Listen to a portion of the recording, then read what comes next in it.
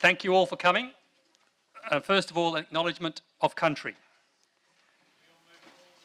I begin by acknowledging the Gurnai, Kurnai and Bunurong peoples and their continuing connection to the land, waters and culture which fall within our district, as our district straddles the land of both these Aboriginal peoples. We pay our respect to their elders past, present and emerging, including their care for community, for each other and for country. We seek to contribute to the tradition of caring for community and our district through our work. I'd now like to welcome, we have Moya Davies, the Mayor of South Gippsland Shire, with Claire Williams, the Councillor, John Schelling, Councillor, and Adrian Darakai, Councillor, Melissa Ferguson from La Trobe City, and Simone Redpath. And of course, a very warm welcome to the members of this foundation.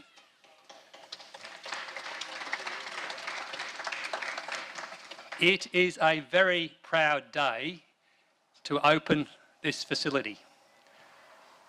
Many people have worked very, very hard to ensure that this wonderful building is ready for use from, I believe, Wednesday. These type of projects are only successful because of the quality of people who participate in bringing about this building. The volunteers who've given many of their hours, we call them the Project Control Group, have ensured that this building has been delivered on budget and, weather and COVID taken into account, pretty much on time. So a special thanks to the chair of the Project Control Group, Joe Piper, to Joy Coy, Max Speedy, Janine Alexander, Luke McGrath, Rob Cadell and Ruth Rogan, who were wonderfully supported by Danny. So thank you to those people.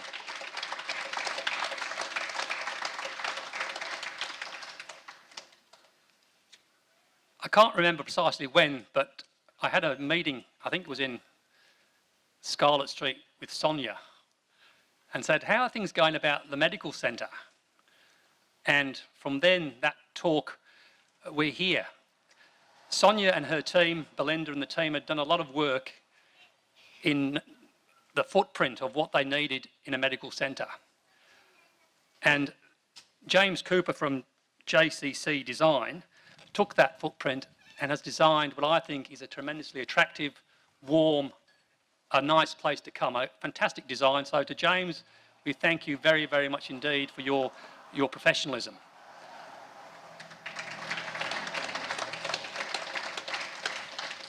And you've hopefully all walked through or will walk through, but the quality of the build, the craftsmanship that's gone into this building is fantastic. And that's a credit to Mick Langstaff and Tim Birch from Langdon Constructions and their team. They have dealt with the COVID, the lockdowns, the weather, the shortage of building supplies and delivered a fantastic building. It is a quality build, and so we thank Langdons very, very much indeed for their professionalism and also the fact they were so easy to deal with. As a builder, I could only highly recommend them to anybody who wants commercial work done. So well done to Langdons.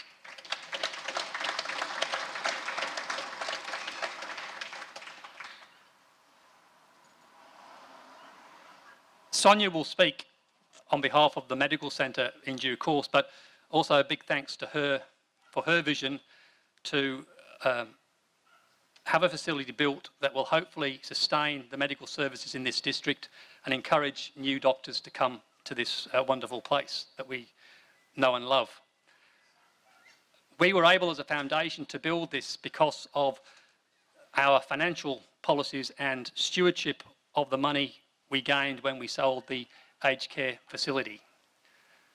That was a very hard decision over 10 years ago, that the board of that aged care facility, which is in fact the same legal organisation today, to sell. Looking back now, it was clearly the right thing to do, that we've now grown that $5 million to over $8 million, given away in grants 1.5 million, and have been able to build this facility at about $1.9 million. It is an investment in this district to ensure that the medical professionals who with COVID has highlighted how important it is to have medical services, that they deserve to work in a first-class building. They don't deserve to work in second-rate buildings because they are special people, and we're delighted that we can give them, well, not give it to them, but we can provide them with this facility that will stand the test of time.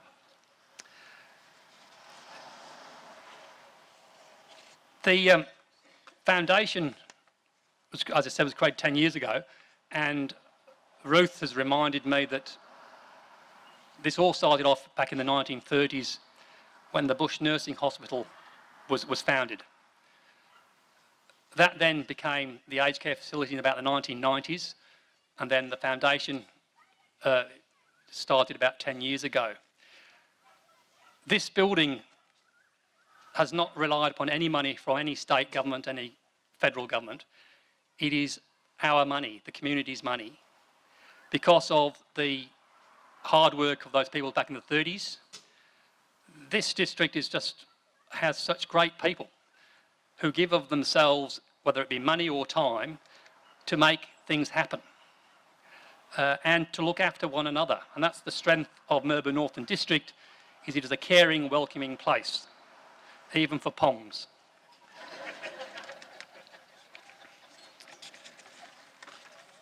Also, a special mention to Ruth, Rogan and to Danny, who have worked so very hard to achieve this. It's a big project, and that they've worked tirelessly with the builders and the architects and the project group to achieve this. So to them, a very special thank you as well.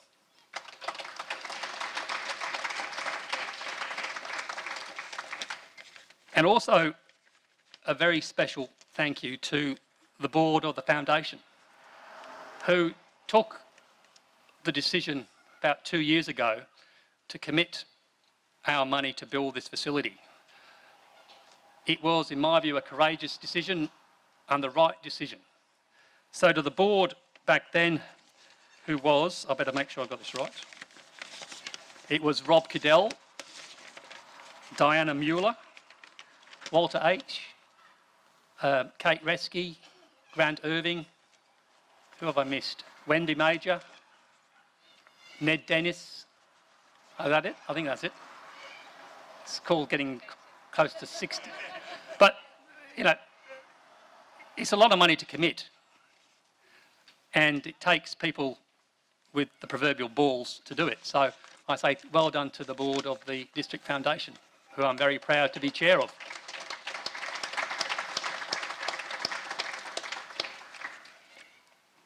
And now I'm going to hand over to Judy Speedy and Derek MK to formally open the building. They also deserve a very special thanks because Judy was the chair and Derek was the vice chair of what was then known as the Murbo North Aged Care. They and their board had to deal with the issue of selling the facility. There was a lot of resistance against that from the community, understandably. It was the largest employer in town, and people were naturally afraid that once we sold the facility, and in particular the bed licences, the new provider would simply remove those bed licences to somewhere perhaps more lucrative. But it was the necessary decision to make because as a voluntary board running an aged care facility is not sustainable. Too many regulations, too much law, too many bureaucrats to deal with. So they made the brave decision to sell. And how good that decision has turned out to be, their wisdom and courage has ensured that we have this facility, but also we have the facility still, the aged care, which has been, thanks to Japara, has been renovated, employs lots of people, local people. So to Judy and Derek, thank you very much indeed for your vision and your courage in making that hard decision with the board to sell the facility, but it was the right decision. Thank you very much, and I now invite you to formally open the building.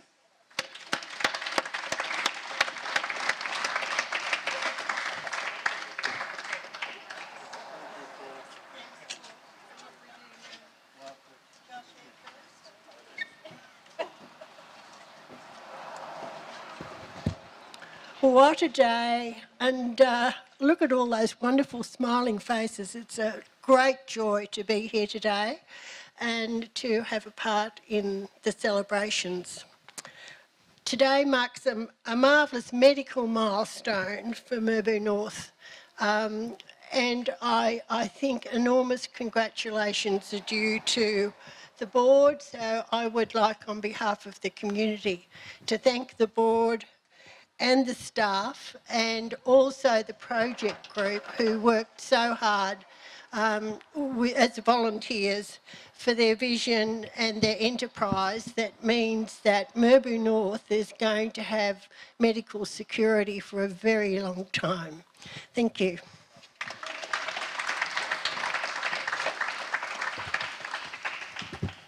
I will be saying a very few words, but first of all, just determination, dedication, community involvement, working together, cooperation. It's amazing what's happened. And this building, this social investment is what's happened as a result of that. It's a great little community. Having moved to the Mornington Peninsula, just I can tell you without doubt, small is beautiful and less is more. So this is a wonderful occasion, and it's I think we started off with investing in the childcare facility. So I just hope that the public and the governments get the message: social investment is good. Thank you.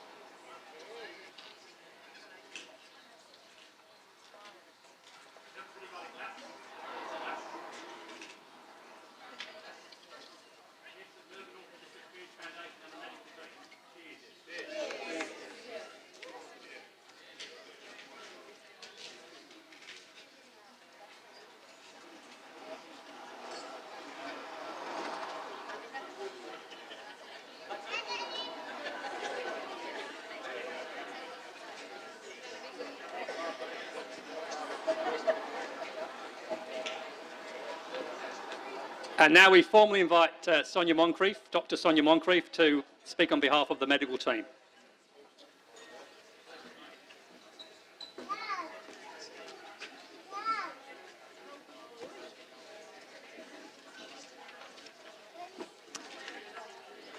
Hello everyone, thank you all for coming. I was asked to say a few words, which I won't because I'm really good at talking, I talk all day. But I was trying to think of one word that would describe this magnificent... Oh, sorry. Okay, so I was asked to say a few words, and I thought maybe I'd try and find one word to describe this most beautiful building. And I thought, well, is it a magnificent building or amazing or fantastic? But really the only word I think that can describe it is wow. Like, it has really exceeded all my expectations. I'm overwhelmed with how it's turned out.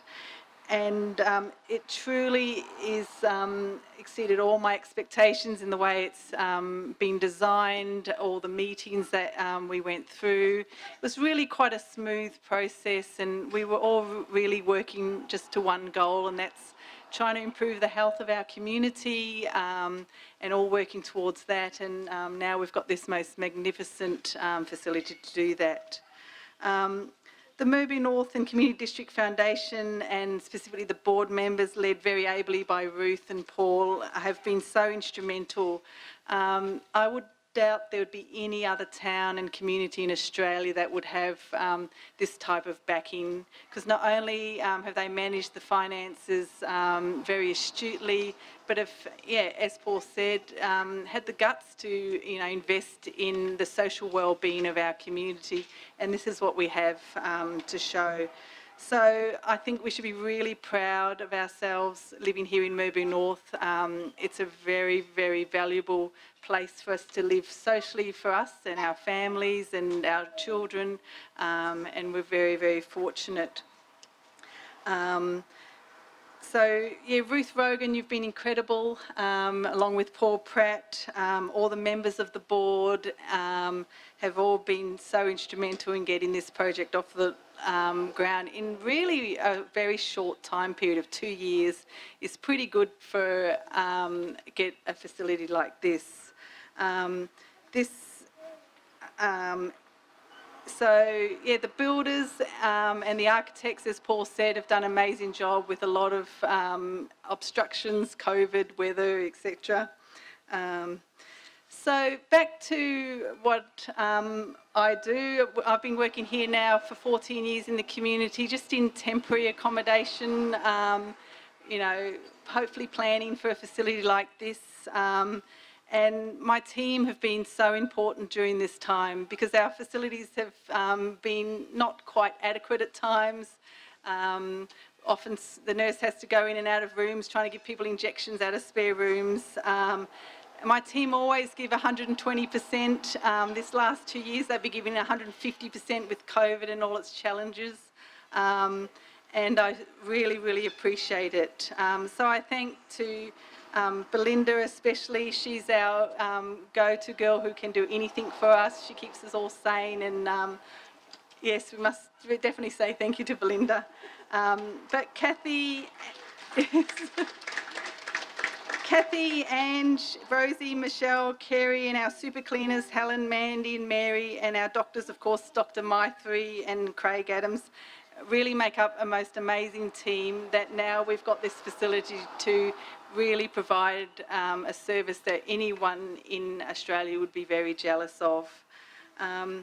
It's a real privilege to work here as your doctor. I have, you know, a real personal relationship with all my patients. I really try my best for them, and now, you know, I hope to do a better job, being able to have more room, more staff, and better facilities. So I'm definitely here for the long run. I love this town, and yes, just so happy that you've all turned out to help us open up this beautiful building. Thank you.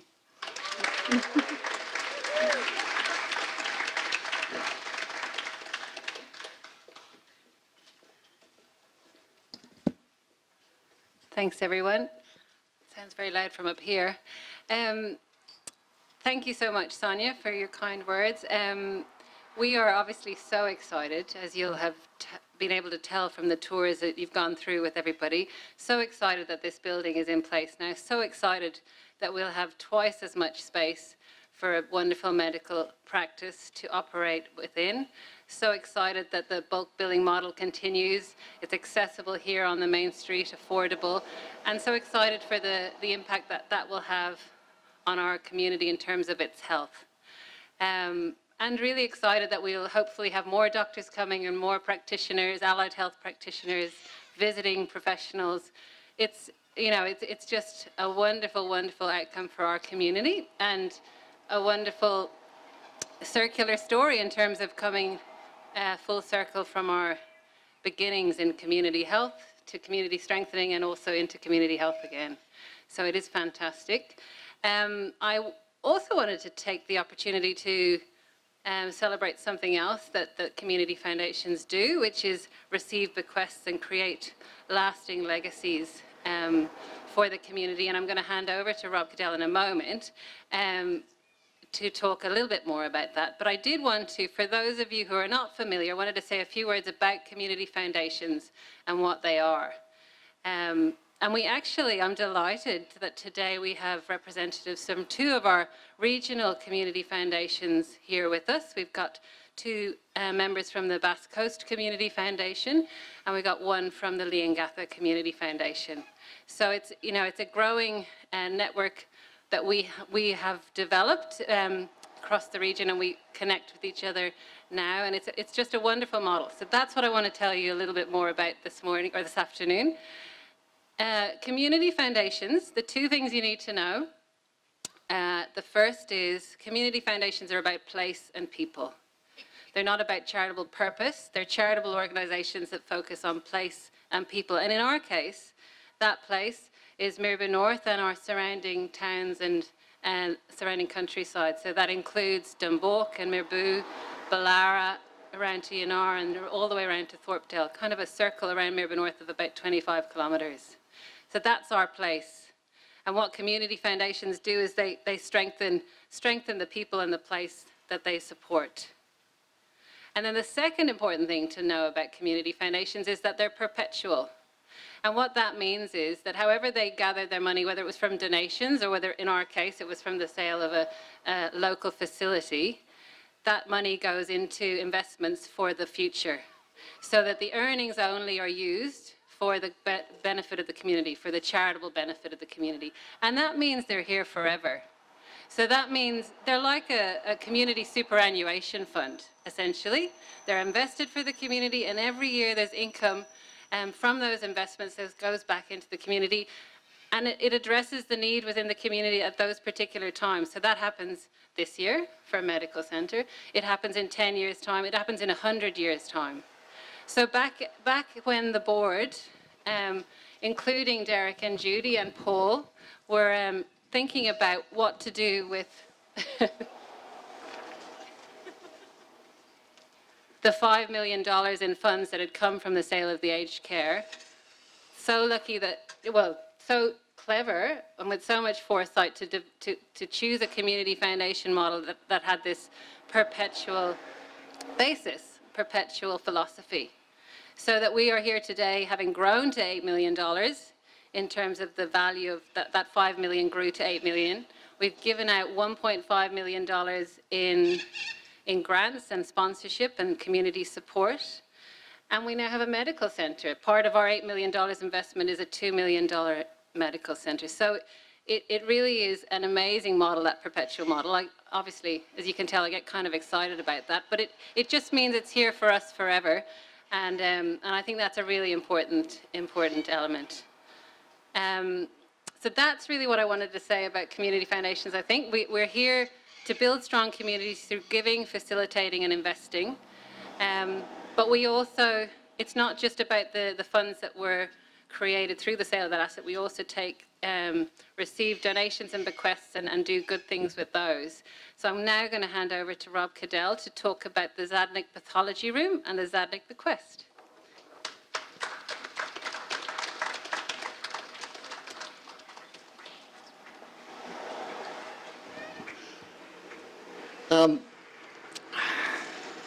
So many people through the place today, and chatting to a good number of you, the people keep saying, oh, you must all be so proud. And I think obviously everybody here is. I wanted to speak to you a little bit about inspiration and good stewardship. I guess to the extent we get involved and do things in the community, we usually have people that we look up to, heroes, people that are on a pedestal, people perhaps like Nelson Mandela or William Wilberforce, but also there are ordinary people that make a difference. So a little bit of a quiz. This guy is one of my heroes. I don't know whether you can see the picture, but if anyone can tell me the name, I've got a little prize in my pocket. This guy was born in Maldon in Essex in 1831. He was the fifth of 9 children. His father was a leather curer. He travelled to Victoria in 1853 at the start of the gold rush, intending to prospect for gold. However, by 1857, he was in business in Collins Street as a commission agent. And in 1859, he was an import merchant. And in 1867, he'd partnered with F.S. Grimwade, a wholesale druggist. He made an absolute mozza. He purchased a couple of large pastoral holdings. Can anyone tell me the name? Okay. He never married. He lived very modestly in rooms that are now in what's the Espy Hotel in St Kilda. He died in 1904 at the age of 72. Anyone want to have a guess now? No? And at that stage, he left £378,000. Okay? That was a lot of money, probably the equivalent of about 30 million in today's money. And he had actually been a bit of a philanthropist in his lifetime. He'd been a collector of art and books. Felton, yes, there we go. Who said Felton? Thanks, Walter. Good day, Graham. I'll give you the prize later. So the reason I thought I'd just talk to you about Felton was because of what Ruth's so excited about, what all of us in this sector are so excited about, which is the perpetuity thing, the whole idea that this money goes on and on and on forever. So the people that Felton left it to, his trustees, they multiplied it to about £2 million within a relatively short space of time. He left half the money to art and half to basically widows and orphans. At the time, the Melbourne Gallery was better resourced in terms of being able to make acquisitions than the Tate and the London Gallery combined. How good was that? The collection that was acquired some years ago was valued at $2 billion. That's $2,000 million from that original bequest. That's the power of this giving in perpetuity. The other reason that I wanted to speak a little bit about Felton was because there are real parallels between what he did and Joe Zadnik. Both of them came from humble beginnings. Both of them emigrated to Australia looking for a better life. Both of them worked really hard and were successful, acquired wealth. Both of them lived modestly, and both of them provided for future generations in this country. When I first knew Joe Zadnik, I didn't think he had 2 bob to rub together. In fact, I tell a story against myself. I actually did a job for him and didn't charge him because I didn't think he had the money to pay. He came along and we were staying in a house round in Giles Street at the time while some renos were being done, and he brought us a bag of pears. He was a lovely guy, and when I was asked to make his will, I couldn't believe how much money he actually had. Joe provided for his friends and for family, but he left a substantial amount to charity. He left 1/3 of his residuary estate to this foundation, and that money will go on forever. He left 1/3 to the Latrobe Regional Hospital, basically because they looked after him very well. He just really appreciated the way, and I'm sorry I haven't met our visitor from Latrobe, but I'll make a point of having a chat later because they really did make a difference in his last days. And he left 1/3 to the Florey Institute because they were doing research in the area that the illness that had afflicted his wife. I guess the thing that's really important is the money that he gave to this foundation, just the interest, the good stewardship since he passed, the interest on those funds or the earnings on those funds financed the room where the pathology is going to be collected, the Zadnik pathology room that you will have seen as you went in. And of course, the balance of those monies that are invested are there in perpetuity. So in 100 years' time, the Zadnik bequest will be benefiting people in our community. That's what excites so many of us on the board about philanthropy and about the ability for people to make bequests to benefit future generations in our community. I've probably said way too much, but we really are passionate about this stuff. Thank you all so much for coming along. And if you've got a glass in your hand, and I've put mine down, a toast to Joe and Martha Zadnik. May they rest in peace, and long may their bequest be of service in our community. Joe and Martha.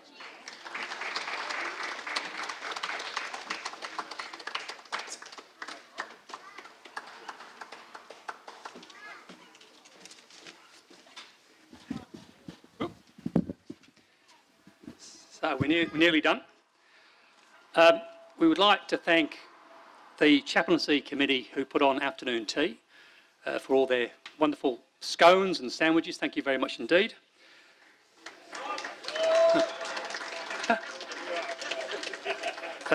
To Craig Young, the local butcher, for donating his cool room. To I Love Farms for their food. To Elspeth and Paul for some wonderful music. To all the young people who have served us so well, thank you very much indeed. To Brian Doherty, who's taking the video for perpetuity. To Nikki for doing some photographs. And to Team Christmas, Lexi, for some of the Christmas decorations. And the most important people in the area, to Nat and Paul, for the bar. So thank you. I think, unless Ruth has got something else to say? No, well, thank you all for coming. It's a privilege to have you here. Enjoy the rest of the afternoon. Thank you.